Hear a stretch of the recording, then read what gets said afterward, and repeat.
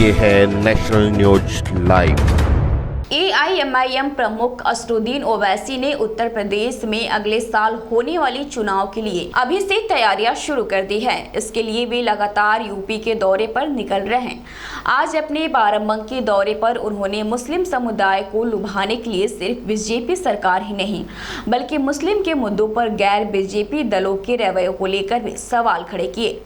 असदुद्दीन ओवैसी ने कहा, उत्तर प्रदेश के मुसलमानों को जो तमाम शिकायतें हैं उस मर्ज की दवा हमारे पास है। उसकी दवा न समाजवादी पार्टी के पास है न ही बीजेपी सहित अन्य पार्टियों के पास है। किसान भाइयों को ब्लैक में खाद खरीदना पड़ता है। मैं पूछना चाहता हूं योगी सरकार से कि किसानों को यहां पर खाद क्यों नहीं फराहम की जा रही है और क्यों ब्लैक मार्केटिंग खाद की हो रही है, फर्टिलाइजर की हो रही है। ये पूरा बाराबंकी का जिला, यहाँ पर सबसे ज्यादा मेथी की खेती होती है, लेकिन आज तक यूपी में बीजेपी और योगी की सरकार ने मेथी की फरोख्ती के लिए कोई MSP तय नहीं किया गया।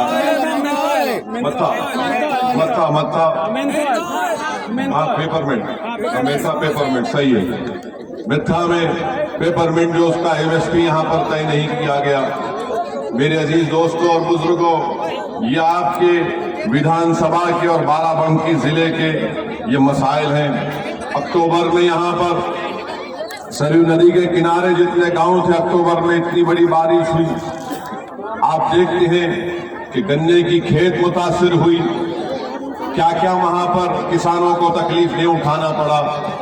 उसका जो काम था वो काम भी योगी सरकार मुकम्मल नहीं कर सकी।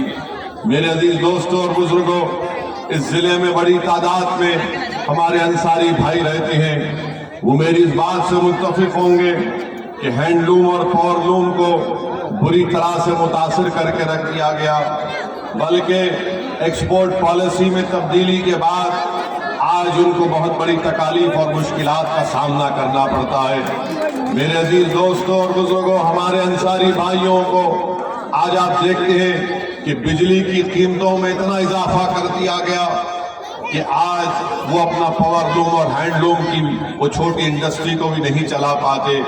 यानी हर महाज पर बीजेपी की सरकार हर महाज पर नाकाम साबित हो गई। और हद तो ये हो गई कि अगर हमारा कोई नौजवान बच्चा बैरूनी मुल्क जाना चाहता है काम करने के लिए और अगर पासपोर्ट बनाता है तो पासपोर्ट के लिए बगैर 1000 या 2000 रुपये रिश्वत दीजिए तभी उसका पासपोर्ट बनता है, उसका क्लियरेंस किया जाता है। और मोदी जी दिल्ली में बैठकर बोलते ना खाऊंगा ना खाने दूंगा, मगर यूपी की पुलिस को खाने दूंगा। यानी पासपोर्ट बनने के लिए 1000 से 2000 रुपए की रिश्वत देनी पड़ती है। प्रधानमंत्री आवास योजना जो ग्रामीण में आप बेहतर जानते हैं कि जब तक 20 से 30 हजार का कमीशन नहीं दिया, प्रधानमंत्री ग्रामीण में भी घर नहीं मिलता किसी को। मेरे अजीज दोस्तों और बुजुर्गों, एक लंबी फेहरिस्त है कि यहाँ पर जो काम नहीं किए गए।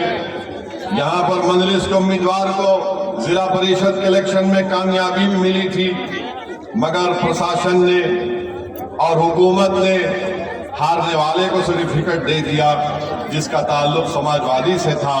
इंशाअल्लाह ताला तुमने सर्टिफिकेट तो ले लिया, मगर इस विधानसभा में मंजलिस कामयाब होगी और यहां से बीजेपी और तुमको हराएगी इंशाअल्लाह ताला। मेरे अजीज दोस्तों और बुजुर्गों, ना सिर्फ ये बल्कि यहाँ पर जो जिला दवाखाना है वहां पर हमारे महिलाओं को अगर वो प्रेग्नेंट होती है, हामिला होती है, तो उनको वहां पर कई वैकेंसियां हैं डिस्ट्रिक्ट के अस्पताल में, मगर योगी सरकार उन वैकेंसीज को पूरा नहीं करती। और अगर कभी रात में खुदा ना खास्ता हमारी किसी बहन को अस्पताल जाने की जरूरत पड़ती तो गवर्नमेंट के उस अस्पताल में कुछ नहीं होता, प्राइवेट अस्पताल में जाकर उनका इलाज कराना पड़ता।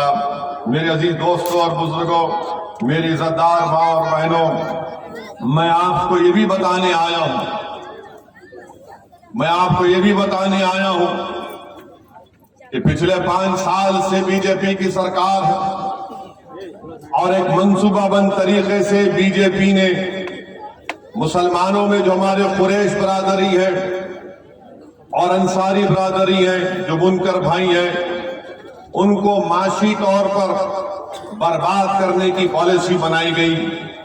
उनको बेरोजगार करने की पॉलिसी बीजेपी बनाती रही।